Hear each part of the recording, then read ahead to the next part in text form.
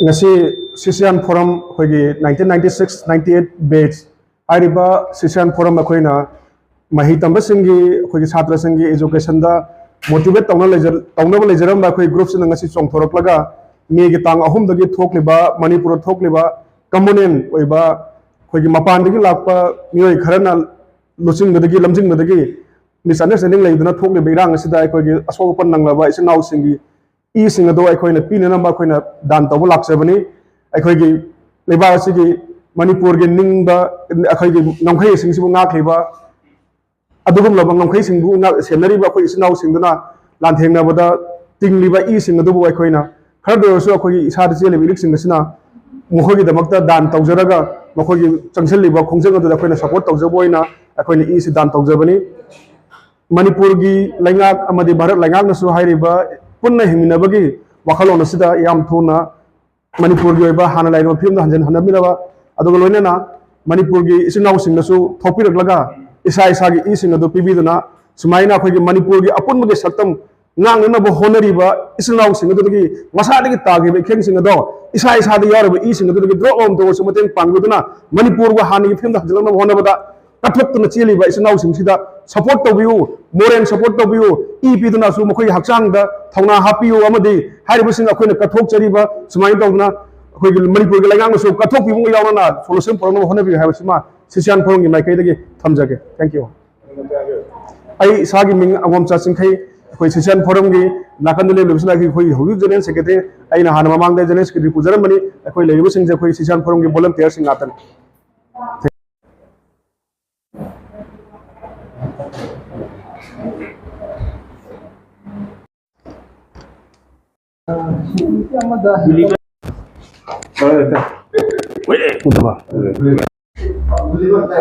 Okay मरा की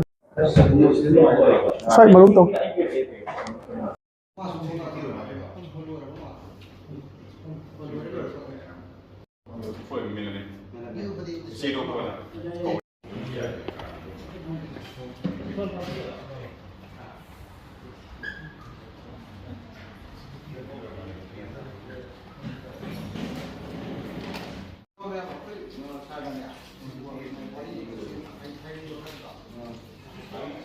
ngakani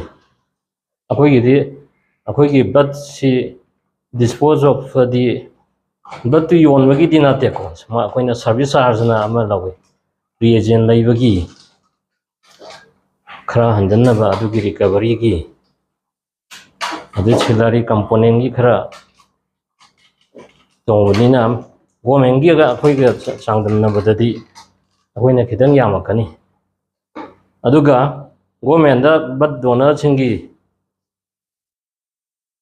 card holder hai tare moi ki immediate family ki blood si requirement war kanda sahi ama manung da haziki blood donor du ki blood darkar hai ko father mother ki yati immediate family ki darkar hai gati akoina 1 unit free adum akoina provide tau jane within 1 year di sahi ama ki sahi ama ki validity laiba card aduna amani adugi nate akoi mayamna ई पीबन तौरीसी letter लाइरा अदगी असोक अपन मैम जिगी ngasagi mateng oijaruna buna kathoklaba ई नेबा अना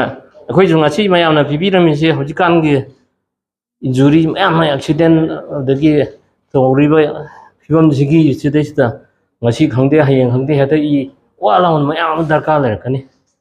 ꯑꯩꯈꯣꯏꯅ ꯑꯗꯨꯒꯨꯝꯕ ꯀꯦꯁꯇꯨꯗ ꯃꯣꯏꯗ ꯑꯩꯈꯣꯏꯅ ꯏ ꯁꯤꯡꯉꯣ ꯍꯥꯏꯔꯣꯏ ꯑꯗꯨꯝ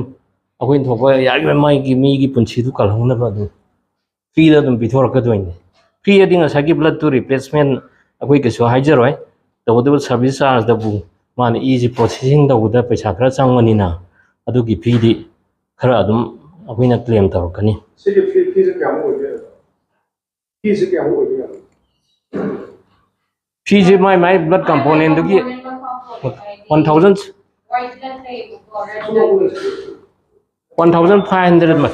ꯑꯩꯈꯣꯏꯒꯤ ꯔꯦꯗ ꯕ꯭ꯂꯗꯁꯦ 1,500 ꯃꯌꯥꯗ ꯂꯥꯛꯀꯅꯤ ꯃꯥꯒꯤ ꯀꯔꯤ ꯍꯥꯏꯇꯥꯔꯦ ꯏ ꯆꯥꯟꯅꯕ ꯌꯦꯡꯕ ꯑꯗꯒꯤ ꯄ꯭ꯔꯣꯁꯦꯁꯤꯡ ꯆꯥꯔꯖ ꯑꯗꯨꯋꯥꯏꯗ ꯑꯗꯨꯒꯤ ꯄ꯭ꯂꯦꯂꯦꯠ ꯑꯅ ꯑꯃ ꯂꯩ ꯑꯗꯨꯅ 1,000ꯅꯦ ꯑꯩꯈꯣꯏ ꯂꯧꯔꯤꯁꯦ ꯑꯗꯨꯒ ꯉꯁꯥꯏꯒꯤ FFP ꯁꯤ 1,000ꯅꯤꯀꯣ FFP 1,000 ꯁꯤꯅ ꯉꯁꯥꯏꯒꯤ ꯖꯦꯅꯔꯦꯜ ꯄꯦꯁꯦꯟꯗꯩꯅꯤ ꯑꯗ ꯑꯩꯈꯣꯏꯒꯤ ꯕ꯭ꯂꯗ ꯗꯣꯅꯔꯁꯤꯡꯒꯤ ꯏ ꯗꯔꯀꯥꯔ ꯂꯩꯕ ꯀꯥꯟꯗꯗꯤ ꯑꯩꯈꯣꯏꯅ ꯉꯁꯥꯏꯒꯤ 1,500 ꯑꯃꯨꯛ ꯂꯧꯕ ꯑꯗꯒꯤ 1,000 ꯑꯃꯨꯛ ꯂꯧꯕꯁꯦ 800 ꯁ꯭ꯋꯥꯏꯁꯤꯗ ꯀꯩꯅꯣ ꯇꯧꯔꯛꯀꯅꯤ ꯕ꯭ꯂꯗ ꯗꯣꯅꯔꯁꯤꯡꯗꯨꯒꯤ ꯀꯔꯤꯒꯨꯝꯕ ꯏ ꯗꯔꯀꯥꯔ ꯂꯩꯔꯒꯗꯤ ꯑꯗꯨ ꯁꯤ ꯅꯠꯇꯕ ꯕ꯭ꯂꯗ ꯗꯣꯅꯔꯒꯤ ꯄ꯭ꯔꯣꯕꯤꯖꯟ ꯑꯃꯅ ꯑꯩꯈꯣꯏꯒꯤ ꯄꯥꯔꯀꯤꯡ ꯐꯤꯁꯤ ꯐ꯭ꯔꯤ ꯑꯣꯏꯗꯣꯏꯅꯦꯕ ꯍꯣꯁꯄꯤꯇꯥꯜꯗꯨꯗ ꯀꯔꯤꯒꯨꯝꯕ ꯂꯥꯛꯑꯒꯗꯤ ꯑꯗꯨꯒ ꯏꯟꯚꯦꯁꯇꯤꯒꯦꯁꯟ ꯆꯥꯔꯖꯒꯨꯝꯕ ꯍꯣꯁꯄꯤꯇꯥꯜꯗ ꯏꯟꯚꯦꯁꯇꯤꯒꯦꯁꯟ ꯇꯧꯔꯒꯗꯤ 10% ꯗꯤꯁꯀꯥꯎꯟ ꯄꯤꯅꯤꯕ ꯕ꯭ꯂꯗ ꯗꯣꯅꯔꯁꯤꯡꯒꯤ ꯕ꯭ꯂꯗ ꯗꯣꯅꯔꯁꯤꯡꯒꯤ ꯍꯥꯏꯔꯤꯁꯦ ꯑꯩꯈꯣꯏꯒꯤ ꯍꯧꯖꯤꯛ ꯊꯣꯛꯏꯕ ꯏꯔꯥꯡꯁꯤꯒꯤ ꯃꯅꯨꯡ ꯈꯛꯇꯪ ꯑꯣꯏꯗꯣꯏꯔꯥ ꯃꯇꯨꯡ ꯇꯥꯔꯛꯄ ꯅꯠꯇꯦ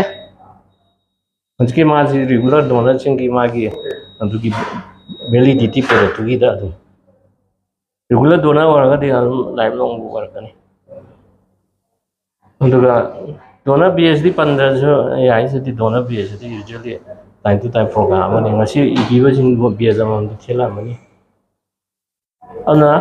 1,500 ꯀꯨꯝꯕ ꯂꯩꯔꯝꯕ ꯔꯦꯠꯁꯦ 800ꯇ ꯂꯧꯔꯛꯑꯅꯤ ꯑꯩꯈꯣꯏꯅ CRBCꯒꯤ ꯑꯗ ꯄ꯭ꯂꯦꯂꯦꯠꯀꯤ 1,000ꯁꯦ 800 ꯂꯧꯔꯦ ꯑꯗꯨꯗꯒꯤ FFPꯒꯤ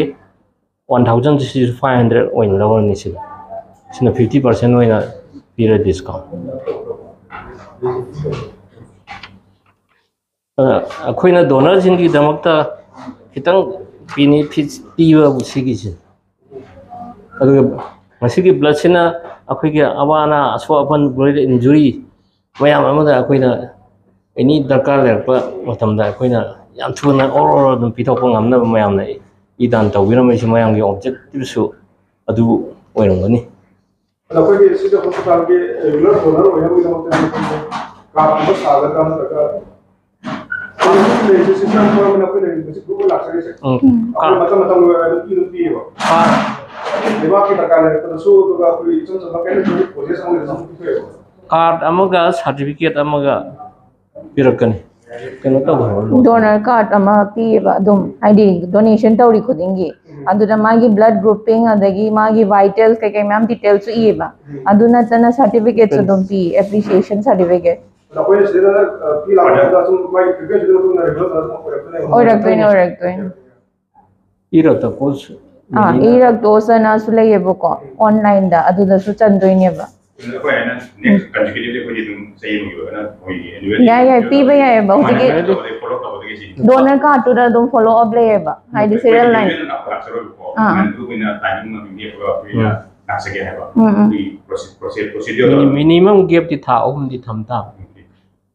ꯃꯦꯜꯒꯤꯅ 3 months ꯑꯗꯩ ꯐꯤꯃꯦꯜꯒꯤꯅ 4 months ꯒꯦꯞꯇꯤ ꯊꯝꯕ ꯁꯝꯇ ꯍꯥꯏꯖꯒꯦ ꯑꯩꯈꯣꯏ ꯏꯃꯥꯟꯅꯕ ꯌꯥꯝ ꯍꯥꯏꯕꯤꯔꯤꯀꯣ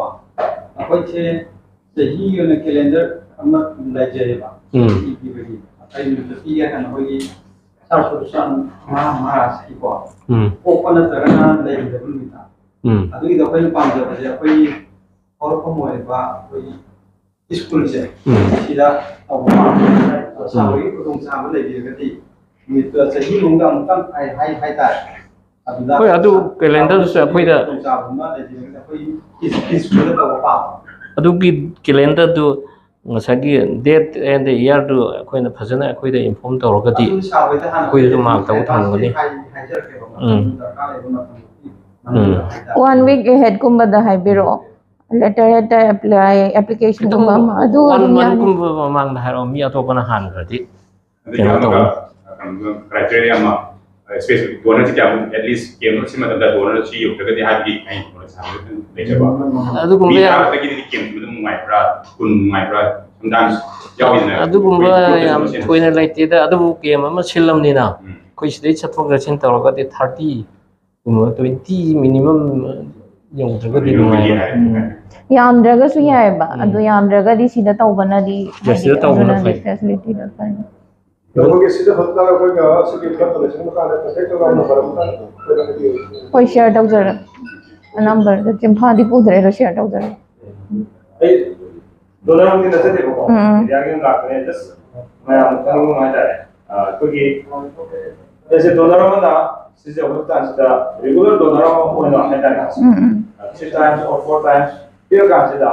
ꯉꯁꯥꯏꯒꯤ ꯗꯣꯅꯔ ꯑꯃꯅ ꯃꯥꯒꯤ ꯀꯩꯅꯣ ꯈꯨꯗꯣꯡꯆꯥꯗꯕ ꯂꯥꯛꯑꯀꯥꯟꯗ ꯈꯨꯗꯣꯡꯊꯤꯕ ꯂꯥꯛꯑꯀꯥꯟꯗ ꯍꯥꯏꯇꯥꯔꯦꯀꯣ ꯁꯤꯁꯦ ꯍꯣꯁꯄꯤꯇꯥꯜꯁꯤꯅ ꯑꯗꯨꯃꯥꯏꯅ ꯗꯣꯅꯔ ꯑꯃ ꯑꯣꯏꯈꯤꯕꯗ ꯔꯤꯒꯨꯂꯔ ꯗꯣꯅꯔ ꯑꯃ ꯑꯣꯏꯔꯤꯁꯤꯅ ꯃꯥꯅ ꯐꯪꯒꯗꯕ ꯈꯨꯗꯣꯡꯆꯥꯕ ꯂꯩꯕ꯭ꯔꯥ? ꯑꯣ ꯍꯧꯖꯤꯛ ꯑꯩꯅ ꯍꯥꯏꯈꯤꯕꯗꯨꯅꯦ ꯑꯩꯈꯣꯏꯅ ꯀꯥꯔꯗ ꯑꯃ ꯁꯥꯔꯇꯤꯐꯤꯀꯦꯠ ꯑꯃ ꯑꯗꯨꯝ ꯑꯦꯕ꯭ꯔꯤ ꯗꯣꯅꯦꯁꯟ ꯏꯁꯨ ꯇꯧꯔꯅꯤ ꯑꯗꯨꯒꯤ ꯃꯊꯛꯇ ꯑꯩꯈꯣꯏꯅ ꯑꯩꯈꯣꯏꯒꯤ ꯁꯥꯔꯚꯤꯁ ꯆꯥꯔꯖꯀꯨꯝꯕ ꯑꯩꯈꯣꯏꯒꯤ CRBC ꯂꯧꯕꯗ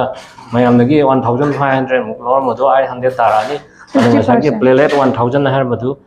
डोनरदꯩꯗꯤ 800 लौरकनी अदुगा फ्रेश फ्रोजन प्लाज्माजी अखोई ममनजी 1000 ने होजी होजी अदुगा डोनरदैदी अखोइना 500 लौनी हबा अदुगा पार्किंग फी सिजो हॉस्पिटल की कैंपस ता पार्किंग फी मयाम पिनरी दु फ्री ओइनी अदुगा सिजो हॉस्पिटल दा करिबा अनाबगी इसागी इन्वेस्टिगेशन तौरगदी 10% डिस्काउंट पिनी